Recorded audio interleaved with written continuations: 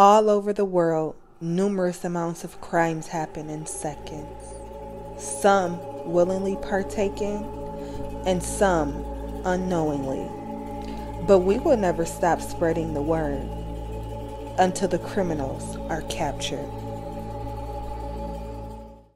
Is it a get-out-of-jail-free card or a way to make the criminal justice system more fair? One group says freedom shouldn't be for sale, while critics say the movement to get rid of cash bail is putting all of us in danger. Are you sorry? I'm sorry that anybody has to go through anything like that. This surveillance video shows Rashawn Anderson the night he shot a Chinatown restaurant worker 11 times while he was out on bail for a previous crime. Sometimes people have mental breakdowns. Prosecutors detail a timeline in court records. In November of 2021, Anderson is arrested for pandering and carrying a concealed weapon. He's released without having to pay bail and told to stay out of trouble. The next day, he's arrested again for burglary and theft.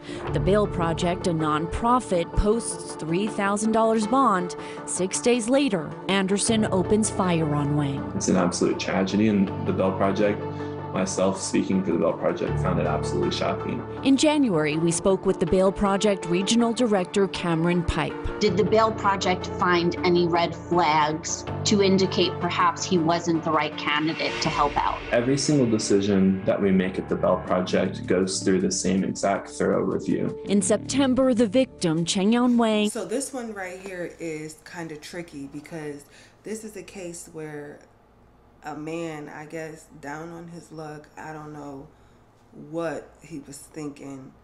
Because as you can see in the interview, he says sometimes people have mental breakdowns. But when you have a mental breakdown, that don't mean that you need to go and shoot folks up. He went to Chinatown to a restaurant and went in there and shot the cook 11 times. The cook survived, but still you have to think that's 11 gunshot wounds. I don't care if it was just one gunshot wound. It does not make it okay. At the end of the day, he got caught. He went to jail. He's from California. He went to Las Vegas and did this attempted murder, attempted robbery, whatever the charges are. So he goes to jail. Now, when you go to jail, everybody is granted a public defender to tell you, hey, this is the way that you can get out. The public defender told him about a program that could get him out with no bond.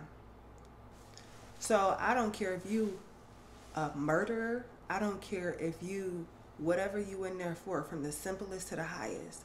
If the public defender tells you, who is defending you, tells you there's a program in California who is willing to get you out, possibly upon application, is willing to get you out of jail with no bond, hell yeah, they're going to try it. Who don't want to get out of jail? Who don't want to get out of jail with no bond, especially when they ain't got no money? So he did it. They took his case. Now, mind you, when he committed this crime, he was already out on bail for another crime he had previously did. I believe it was a robbery or something. So they look over this case and they were willing to get him out for free and got him back to California. So when this is your case and you're the one that has been shot or assaulted or whatever, you typically want to keep up with the person who did this. You want to keep up with the charges. That's what you want to do. You want to fight for what you feel they deserve for causing you your pain. So that's exactly what the man was doing. And he's not happy that this guy is out. He's afraid for his life. I don't care if he's in California. What if he comes back to Vegas? This is what the guy is thinking. I'm afraid for my life. This man needs to be put away. 11 times was only a miracle that he made it. Some people get shot once and don't make it. So it was nothing but the blood of Jesus that was upon him. Now he's suing the company, the program who helped people get out of jail on no bond. He's suing them for helping the guy get out. And the people like, it's not a mistake. We look over every application sincerely and wholeheartedly and decide what we're going to do. And I think they made a mistake. I really think they made a mistake. What y'all think? Let me know in the comments below.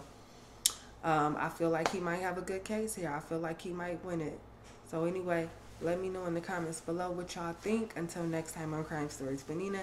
Hashtag CSWA. Let's go.